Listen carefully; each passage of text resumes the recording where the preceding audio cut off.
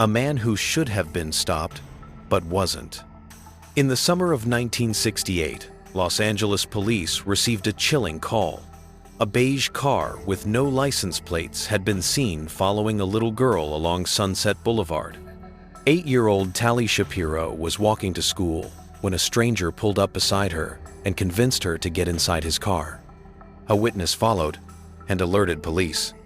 When officers arrived at the address, they knocked. A man opened the door. One officer would later say he would never forget that face, cold, empty, and terrifying. Moments later, police forced their way inside. What they found was horrifying. Tally lay on the kitchen floor, surrounded by blood, strangled and barely alive. But then, something incredible happened. She began to gasp for air. Against all odds, she survived. That man was Rodney Alcala.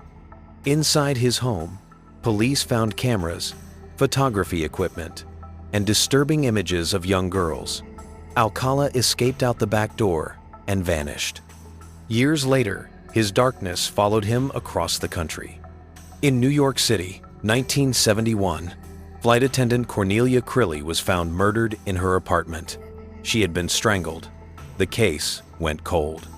Then another young woman, Ellen Hover, disappeared after meeting a man using the name John Berger. Her body was later discovered. Once again, the trail went silent. John Berger was Rodney Alcala. Despite being on the FBI's most wanted list, Alcala charmed everyone: professors, co-workers, even television producers.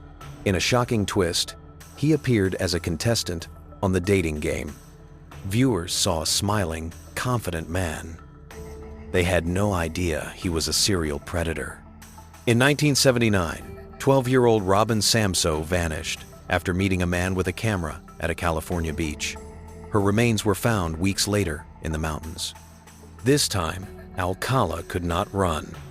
A storage locker revealed thousands of photographs many believed to be victims. Jewelry found among them belonged to Robin. After decades of trials, overturned convictions, and relentless appeals, Rodney Alcala was finally convicted of multiple murders and sentenced to death. Additional cases across states were later linked to him through DNA and fingerprints. Some victims were identified more than 40 years later. Others may never be. Rodney Alcala died in prison, but the question still haunts investigators and families alike. How many more are out there?